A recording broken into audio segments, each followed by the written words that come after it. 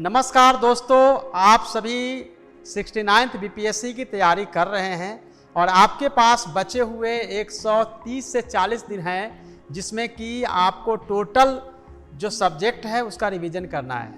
आज मैं आप लोगों से बात करने जा रहा हूं केवल बुक की नहीं बल्कि बुक के साथ कौन से चैप्टर आपको पढ़नी चाहिए और कौन से चैप्टर को इग्नोर कर सकते हैं, और जो इम्पोर्टेंट चैप्टर्स हैं हर सब्जेक्ट का उसकी हम बात करेंगे। साथ में जो रिकमेंडेड बुक्स है मेरी ओर से वो भी हम बात करेंगे और आपको यह बताएंगे कि किस तरह से आप बीपीएससी प्रीलिम्स क्लियर कर सकते हैं। जिस तरह से बीपीएससी ने अपने लेवल को हाई किया है और क्वेश्चंस के पैटर्न में बदलाव हुए हैं, उसको देखते हुए अब ऐसा लगता है कि हमें अपनी स्ट्रेटजी को चेंज करनी पड़ेगी।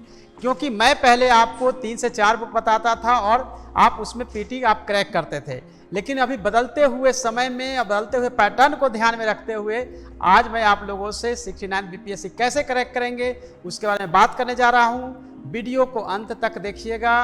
वीडियो को देखने के बाद आप जो मैं बुक बताने जा रहा हूं उस बुक को लीजिएगा और फिर से वीडियो को रिपीट देखिएगा और जो जो चैप्टर मैंने बताया है उस चैप्टर को टिक कीजिएगा। उतना ही आपको पढ़ना है। अगर इतना सा अगर आप कर लेते हैं तो यह मान के चलिए कि आपके स्कोर जो है 150 में से 120 प्लस रहेंगे, उससे कम नहीं हो सकता है। केवल यह आपको करना है कि ईमानदारी से, ऑनेस्टी के साथ जो मैं बता रहा हूं उसको करने की ज़रूरत है और रिवीजन करने की ज़रूरत है। तो चलते हैं, देखते हैं किस तरह से आपको तैयारी करनी। तो सबसे पहले हम बात करेंगे इकोनॉमी की, भारतीय अर्थव्यवस्था की हम बात करेंगे। अब तक मैं आपको रमेश सिंह की बुक बताता था, लेकिन मैं जो अभी स्टडी कर रहा हूँ उसमें नितिन सिंघानिया की जो बुक है उसकी मैं बात करूंगा और नितिन सिंघानिया में क्या देखना है, कितने चैप्टर्स को आपको देखना है, एक एक करके हम आपसे डिस्कस करेंगे। सबसे अधिक जो इम्पोर्टेंट है वो है राष्ट्रीय आय।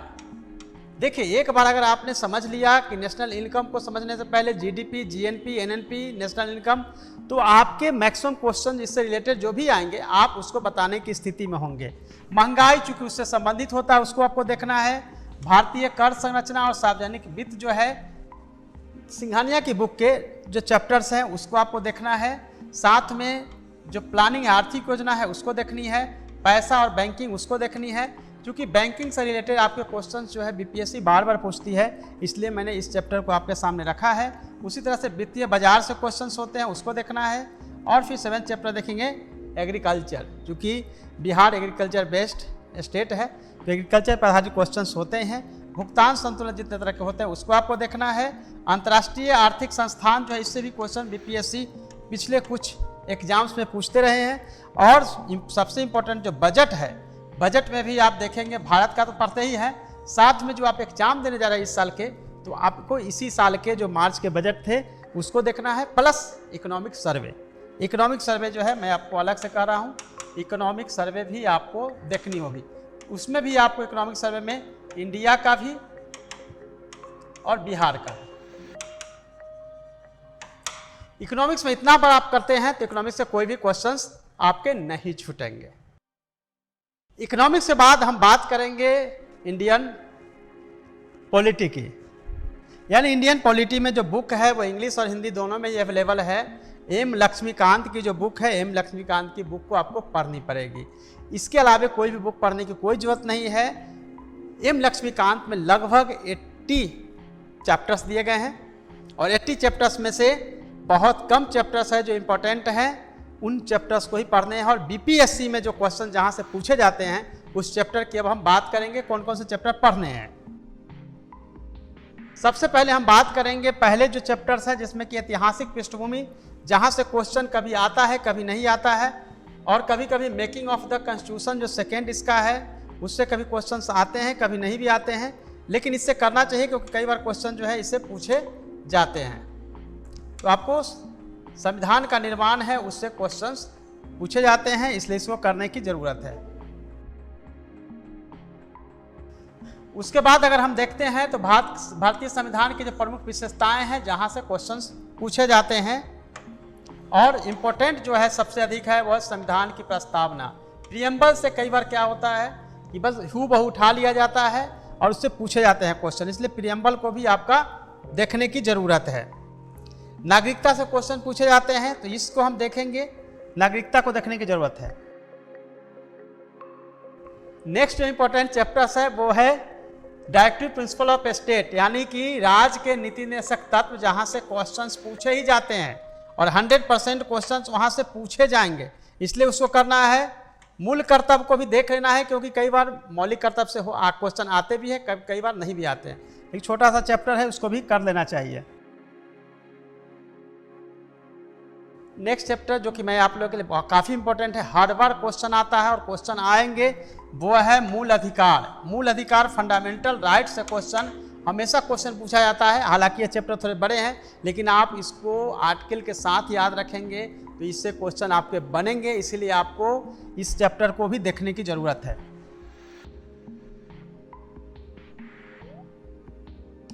नेक्स्ट चैप्टर जो है वो संविधान का संशोधन व क्वेश्चन पूछता है, क्योंकि जो प्रोसेस होते हैं अमेंडमेंट के वो तो देखने ही है, साथ में जो लेटेस्ट संविधान संशोधन हुए हैं उससे भी प्रश्न पूछे जाते हैं, इसलिए उसको भी, उस चैप्टर को भी आपको देखने की ज़रूरत है। तो यह है संविधान संशोधन, और लेटेस्ट जो है उसको भी आपको देखना है।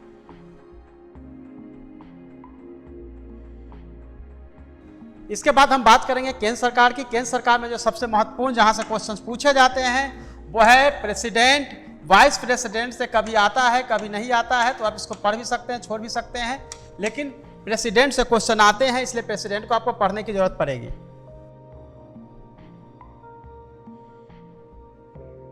जिस तरह से प्रेसिडेंट और वाइस प्रेसिडेंट पढ़ते हैं, उसी तरीके से संसद, पार्लियामेंट से क्वेश्चंस एवरी ईयर आते हैं, तो पार्लियामेंट से क्वेश्चन आपको तैयार करनी होगी, क्योंकि पार्लियामेंट से क्वेश्चन तो आने ही आने हैं।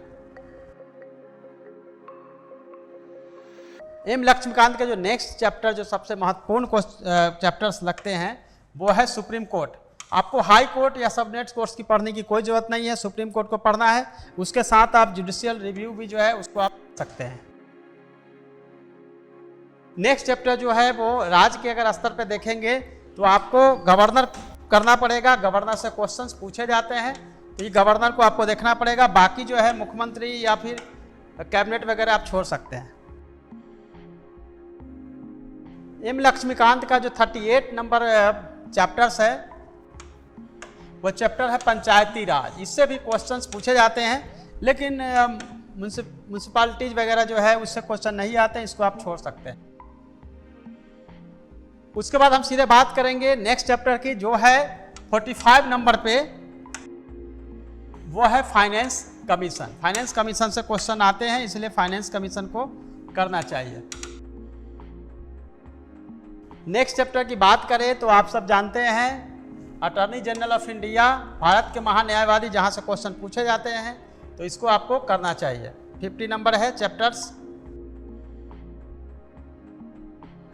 52 नंबर चैप्टर्स है वो है नीति आयोग। नीति आयोग से भी क्वेश्चन पूछे जाते हैं, इसीलिए आपको नीति आयोग भी करने की जरूरत होगी। कैग जो है उसको कैग तो करेंगे ही, कैग को भी जो है आपको करना पड़ेगा। कैग से भी आपको अटॉर्नी जनरल ऑफ इंडिया कर रहे हैं। उसी तरीके से अगर हम नेक्स्ट चैप्टर की बात करें, परिशिष्ट में भी कुछ चीज़ें दी गई है, तो परिशिष्ट में अगर देखेंगे तो संविधान के अनुच्छेद है उसको देखना है। उसके बाद संघ सूची, राज्य सूची, संवर्ती सूची से क्वेश्चन है, वहाँ से आपको करना है। और उसके बाद वरीयता अनुक्रम जो है उसको आपको देखना है। यहाँ अगर हम परिशिष्ट की बात करते हैं तो परिशिष्ट में देखेंगे कि संविधान के अनुच्छेद 1 से लेकर 195 तक की संघ सूची, राज्य सूची, संवर्ती सूची से क्वेश्चंस पूछे जाते हैं, और वरीयता का अनुक्रम है, वहाँ आपको तैयारी करनी पड़ेगी। और इसमें एक चीज़ जो है आपको आगे के मिलेंगे वो है शेड्यूल, यानी इसको हिंदी में कहते हैं अनुसूचियाँ। अनुसूचियाँ से भी एक अनुसूची से जो क्वेश्चन है वो पूछे ही जाते हैं, ये भी आपको देखना पड़ेगा। ये कुल मिला के देखेंगे तो 12 से 14 चैप्टर्स है जहाँ से पॉलिटी से क्वेश्चन पूछे जाते हैं। इसको अगर कर लेते हैं, पॉलिटी या कोई भी क्वेश्चन आपको नहीं छूटेंगे। तो हमने अभी बात किया था आपसे इकोनॉमी और पॉलिटी की। नेक्स्ट सब्जेक्ट की तरफ हम बढ़ते हैं। नेक्स्ट सब्जेक्ट के रूप में हम लेते हैं कि नेक्स्ट सब्जेक्ट के रूप में, तो अब हम बात करेंगे आपकी ज्योग्राफी की। ज्योग्राफी में आपको 6 से 12th क्लास की एनसीईआरटी तो पढ़नी ही है, लेकिन उसमें भी जो 2 बुक है वो सबसे इंपॉर्टेंट है, जो लगभग 90% क्वेश्चन जो है यही एनसीईआरटी के 2 बुक्स 11th क्लास की है, जहां से क्वेश्चन पूछे जाते हैं, जो कि एक है वर्ल्ड का फिजिकल ज्योग्राफी है, और एक है इंडिया का फिजिकल ज्योग्राफी। ये दो बुक जो है इंपॉर्टेंट है, दोनों बुक को अगर देखेंगे तो लगभग 300 से 350 पेज की है, इस बुक को करनी है। साथ में आपको ऑक्सफोर्ड स्कूल एटलस भी करना पड़ेगा। ऑक्सफोर्ड स्कूल एटलस से आपको देखना पड़ेगा, बुक को पढ़ते समय हमेशा एटलस को साथ रखेंगे। बस ज्योग्राफी में इससे कहीं बाहर क्वेश्चन नहीं होते, हमेशा ज्योग्राफी के क्वेश्चन जो है एनसीईआरटी बेस्ड होता है और एनसीईआरटी से ही क्वेश्चन पूछे जाते हैं। अब हम आगे बात करेंगे, जो सबसे अधिक क्वेश्चन पूछे जाते हैं बीपीएससी में, वह पोर्शन है हिस्ट्री की। और हिस्ट्री में देखते हैं किस तरह से आपको स्ट्रेटजी बदलनी पड़ेगी, क्योंकि पहले आपको केवल मैं बोलता था कि आप स्पेक्ट्रम की पढ़ लेंगे मॉडर्न हिस्ट्री, वहाँ से आपका क्वेश्चन हो जाएगा। नहीं, अब हमें एंशिएंट और मेराइवल को भी देखना पड़ेगा, लेकिन काफ़ी सिलेक्टिव होकर। तो जैसा कि मैं बात कर रहा था, एंशिएंट और मेराइवल भी देखना है। अब बुक का सिलेक्शन कैसे करेंगे? एनसीईआरटी की बुक है, वह 11th क्लास की एनसीईआरटी की बुक है, लेकिन आपको एनसीईआरटी की बुक में कौन कौन सा चैप्टर देखना है उसकी बात करेंगे। तो चैप्टर जो है वो है, सबसे पहले चैप्टर है 6 नंबर, 7 नंबर, 9, 10, 11, 13, 14, 16, 19, 20 एंड 22। ये टोटल मिलाकर अगर चैप्टर देखते हैं तो 1, 2, 3, 4, 5, 6, 7, 8, 9, 10, 11 चैप्टर ओनली आपको इसको देखना है। बट हाँ, यह ध्यान रहे, यह जो बुक है ओल्ड एनसीईआरटी बुक है, ये ओल्ड एनसीईआरटी की किताब है, इसी से आपको करनी है, जहां से सभी के सभी क्वेश्चंस आपको मिलेंगे। एंशिएंट की तरह मेराइवल की बात करेंगे तो ओल्ड एनसीईआरटी आपको लेनी है, ओल्ड एनसीईआरटी से करनी है। और चैप्टर कौन कौन सा करना है? Number 2, 3, 5, 6, 7, 9, 13, 15, 16 and 17। कुल मिला के अगर चैप्टर देखेंगे 1, 2, 3, 4, 5, 6, 7, 8, 9, 10 और मराठा भी करना है तो 11 चैप्टर्स। जैसा मैंने बताया था, एंशिएंट में 11 चैप्टर, मेराइवल में भी 11 चैप्टर। अब चलते हैं मॉडर्न की तरफ। आपको लग रहा होगा कि मॉडर्न में मैंने मॉडर्न एनसीईआरटी क्यों नहीं कहा। मॉडर्न एनसीईआरटी से ज़्यादा आपको क्वेश्चन पूछे जाते हैं, मॉडर्न से ज़्यादा क्वेश्चन होता है। तो एनसीईआरटी के अलावे अगर देखेंगे बुक, तो मैं पहले आपको स्पेक्ट्रम हमेशा बोलता था, आज भी मैं बोलता हूँ कि स्पेक्ट्रम ही आपको पढ़नी पड़ेगी, जिसमें अधिक इन्फॉर्मेशंस दिए गए हैं जो लेटेस्ट एडिशन के साथ है। उसमें भी खास तौर से अगर देखना है कौन सा चैप्टर इंपॉर्टेंट हो सकता है, तो जनजातीय विद्रोह, जहाँ से क्वेश्चन 100% आते हैं। उसी तरीके से देखा 58 का विद्रोह, 100% क्वेश्चन आते ही आते हैं। और इन सभी से 2, 3, 4 क्वेश्चन तक, ये धार्मिक सामाजिक आंदोलन लगभग जो है 4 से 5 क्वेश्चन इसमें से पूछे ही जाते हैं। और 1900 के बाद, यानी 1905 के बाद जो है मैक्सिमम क्वेश्चन जो है वो पूछे जाते हैं। तो ये आपका पूरा का पूरा है। इस बुक को आपको अच्छे से 3 से 4 बार रीड करना होगा, तभी मॉडर्न के कोई भी क्वेश्चंस आपसे नहीं छूटेंगे। तो ये था हिस्ट्री की रणनीति, जो कि आपको उसके हिसाब से तैयारी करनी है। लेकिन हाँ, इसके अलावा कोई भी बुक आपको नहीं पढ़ना। जो भी मैं बुक बता रहा हूँ, इसके अलावा कोई भी बुक काइंडली आप मत पढ़िएगा, पर टाइम बर्बाद होगा। जो मैं बता रहा हूँ उसको करेंगे, 120+ आपको जरूर स्कोर आएगा। तो अब चलते हैं हम 5वें सब्जेक्ट की तरफ, और वो है साइंस। तो साइंस में बहुत कुछ पढ़ने के लिए है, लेकिन साइंस में अगर देखेंगे तो यहाँ आप कल 6 से लेकर 10 क्लास तक की एनसीईआरटी की बुक को आपको पढ़नी चाहिए। इससे पहले मैं हमेशा आपको 9th और 10th बोलता था, लेकिन जो क्वेश्चन के लेवल आए हैं, जिस तरह से क्वेश्चन आए हैं, उसके हिसाब से 6 से 10 क्लास के एनसीईआरटी की बुक घटना चक्र है। अब यहाँ लिखा है या, लेकिन मेरी राय होगी प्लस, दोनों को पढ़ने की जरूरत है। घटना चक्र को भी देख लीजिए और एनसीईआरटी को भी देख लीजिए, तब आपके साइंस के कोई क्वेश्चंस छूटने के कोई चांस नहीं है। क्वेश्चन तो सभी के सभी साइंस के यहीं से आपको मिल जाएंगे। तो चलते हैं अब 6ठे सब्जेक्ट के तरफ, जहां से क्वेश्चन तो आने ही हैं, लगभग 25 से 30 क्वेश्चन। वह है बिहार स्पेशल। तो बिहार स्पेशल की बात करते हैं कि जहाँ से आपको तैयारी करनी है, तो कुछ फैक्चुअल इन्फॉर्मेशन आपको चाहिए होता है। इसके लिए बिहार के प्रमुख जो तथ्य हैं वो घटना चक्र से आपको करनी पड़ेगी। जैसे मैंने आपको कहा था घटना चक्र से आपको करनी है साइंस, वैसे ही आपको करनी है यहाँ पर प्रमुख तथ्य के लिए। दूसरी जो बुक है वह है इम्तियाज अहमद सर की बिहार के परिचय। इसको अगर कर लेते हैं तो आपके फैक्चुअल सब हो जाएंगे। उसके बाद बिहार समग्र की एक किताब है, ABC की भी किताब है, क्राउन की भी किताब है। वैसे बहुत सारी किताबें जो है बिहार स्पेशल पे निकली है, लेकिन आपको घटना चक्र तो करनी ही पड़ेगी, इम्तियाज अहमद की, और केबीसी आप ले सकते हैं। लेकिन आप कहेंगे 3-3 किताब, नो, 3-3 किताब नहीं करनी है। ये पतली सी जो है बिहार के जो आप देख रहे हैं वो छोटी सी किताब है। इम्तियाज अहमद सर की अगर नहीं भी करनी है तो केबीसी आप कर लेते हैं, वहाँ से आपका काम हो जाता है। तो कुल मिलाकर अगर आप देखते हैं तो आपको बिहार में ये सब आपको करने की ज़रूरत पड़ेगी।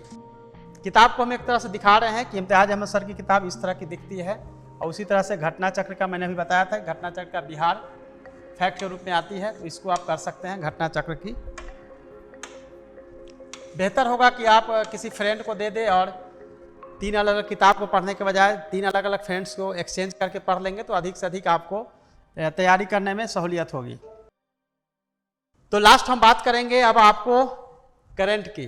करंट में बहुत सारे आपके पास मटेरियल्स हैं, लेकिन मेरी राय होगी कि आप टॉप रैंकर्स का जो है मटेरियल उसको पढ़िए। यह आया 365 विजन IAS की मटेरियल बहुत अच्छी है। अगर आप IAS की तैयारी करते हैं UPSC की, तो निश्चित रूप से इसको पढ़ रहे हैं तो कोई कहीं से भी आपको पढ़ने की ज़रूरत नहीं पड़ेगी। तो ये आपको 2 देखना है। उसके बाद अगर आप देखना चाहते हैं तो घटना चक्र की समसामयिकी आती है ईयरली, उसको देख सकते हैं। तो मेरी राय तो यह होगी कि अगर आपको देखना है तो एक तो टॉप रैंकर्स मासिक पत्रिका देखिए। अगर आपको एक साथ 1 साल का देखना है, 1 ईयर का, तो आपको देखना पड़ेगा घटना चक्र का। और अगर आप UPSC की तैयारी करते हैं तो केवल और केवल 365 विजन पढ़ते हैं तो कुछ भी दूसरे आपको जो है चैप्टर्स उसको देखने की ज़रूरत नहीं पड़ेगी। लेकिन इस समय आपको खास तौर से देखना है, एक तो इंटरनेशनल न्यूज़ देखना है करेंट्स में, साथ में राष्ट्रीय समाचार नेशनल न्यूज़ देखना है, स्पोर्ट्स से क्वेश्चन आते हैं उसको देखने हैं, साइंस एंड टेक्नोलॉजी में बहुत सारे नए इन्वेंशन, नए चीज़ें हो रही है उसको देखना है, और फिर नियुक्तियाँ वगैरह जो है हाल में हुई है उसको देख सकते हैं। सम्मेलन समझौते से क्वेश्चन आते हैं, पुरस्कार से 100% क्वेश्चन आते हैं, पुस्तक लेखक से आते हैं, बैंकिंग अर्थव्यवस्था से क्वेश्चन आते हैं। तो ये रैंकर्स में इतने सारे चैप्टर्स दिए जाते हैं, इस चैप्टर्स को आप देख सकते हैं। तो कुल मिलाकर अगर हम बात करेंगे तो टोटल हमने आपको सभी सब्जेक्ट के बारे में बता दिया है। जिस सब्जेक्ट से आपको तैयारी करनी है, जो चैप्टर्स बताए हैं उस चैप्टर पे ही आपको फोकस करनी है, और साथ में आपको MCQ बनाते जाना है। मेरे द्वारा तैयार की गई है प्रभात पब्लिकेशन द्वारा 20 सेट्स की प्रैक्टिस सेट, उससे आप तैयारी इंग्लिश और हिंदी दोनों में मीडियम में है, उससे आप तैयारी कर सकते हैं। जो भी आपको बताए हैं वो इंग्लिश में भी अवेलेबल है। अगर इंग्लिश में तैयारी कर रहे हैं तो इंग्लिश में भी यही सेम चैप्टर्स चैप्टर्स और सेम बुक्स जो है आपको प्रिपेयर करनी होगी। यहीं से क्वेश्चन जो है आपको सभी के सभी मिलेंगे। प्लस मैथ की बात करेंगे तो मैथ में प्रीवियस ईयर्स के क्वेश्चंस को बनाना है, क्योंकि मैथ बहुत हार्ड नहीं होता है। 10 क्वेश्चंस होते हैं लेकिन काफ़ी इंपॉर्टेंट्स होते हैं। लास्ट 10 ईयर्स के अगर आप मैथ कर लेते हैं तो आपके सभी के सभी क्वेश्चंस मिल जाते हैं। आई होप कि आप मैंने जो बताए हैं उन चैप्टर्स और उस बुक को आप लेंगे, वापस आप वीडियो को देखना शुरू करेंगे और वीडियो के हिसाब से आप सभी बुक में टिक लगा लेंगे कि कौन कौन सा चैप्टर्स कहाँ से क्वेश्चंस आते हैं, उसके अकॉर्डिंग आपको तैयारी करनी है। तो फिर से मैं आपको एक बार रिवाइज कर देता हूँ कि मैंने आपको बता दिए हैं इकोनॉमिक्स का सबसे पहले सिंघानिया की बुक से मैंने स्टार्ट किया था। पॉलिटी मैंने बता दिया M लक्ष्मीकांत की बुक से आपको करनी है। ज्योग्राफी हमने आपको बता दिए हैं कि ज्योग्राफी में आपको 2 NCERT बुक 11th क्लास की इंडिया और वर्ल्ड की ज्योग्राफी से आपको करनी है। फिर मैंने हिस्ट्री का चौथा जो सब्जेक्ट बताया था, हिस्ट्री में आपको वर्ल्ड NCERT की बुक पढ़नी है मेराइवल एंशिएंट में, और स्पेक्ट्रम की बुक जो है मॉडर्न के लिए आपको करनी है। इसके अलावा हिस्ट्री से कहीं से पढ़ने की जरूरत नहीं है। फिर मैंने 5वां आपको बताया था कि साइंस में आपको कहाँ से करना है। साइंस मैंने आपको ऑलरेडी बताया 6 से 10 क्लास की NCERT प्लस घटना चक्र का, लेकिन दोनों ही आपको करने की जरूरत पड़ेगी। फिर मैंने आपको 6ठा सब्जेक्ट आपको बताया बिहार स्पेशल का। तो बिहार स्पेशल में आपके पास बहुत सारे ऑप्शंस हैं, जिसमें कि आप इम्तियाज अहमद सर की नैनो की है, घटना चक्र की, तीनों ही इंपॉर्टेंट है। तो इसके लिए ज़रूरी है कि आप फ्रेंड्स के बीच में आप जरूर इसको एक्सचेंज करें। और 7वां मैंने जो आपको बताए हैं वो है करेंट्स का। करंट में टॉप रैंकर्स जो मंथली मैगजीन है उसको देखिए, या घटना चक्र की जो ईयरली आएगी उसको आप कर सकते हैं। और लास्ट जो 8वां मैंने बताया वो है मैथ का। मैथ के प्रीवियस 10 ईयर्स के क्वेश्चंस को बनाना है। फिर सीनियर से आप समझ लीजिएगा, एक ही पैटर्न के क्वेश्चन होते हैं, और हाल में 2-3 बार जो BPSC एग्जाम्स लिए हैं उसमें तो बिल्कुल ही ईजी और रीजनिंग टाइप के क्वेश्चन से बहुत हार्ड नहीं था। तो ये अगर इतने आप कर देते हैं तो कहीं से भी 120 प्लस से कम आने की चांसेज नहीं है। तो बस इतना आपको करना है। कोई अगर आपको क्वेरी हो तो आप ज़रूर अपने कमेंट्स बॉक्स में लिखें कि आपको क्या क्या और जानना है, कहीं कोई दिक्कत हो रही है तो मैं बताऊंगा। टोटल डिटेल्स के साथ फिर हम आपके साथ मिलेंगे। All the best friends. आपके पास बचे हुए जो समय है उसको यूटिलाइज करिए, और जो समय बचे हुए हैं काफ़ी पर्याप्त है। कम से कम आप वीक में 3 से 4 टेस्ट जरूर दीजिए, एमसीक्यू प्रैक्टिस करिए और रिवीजन करते जाइए। All the best, thank you so much.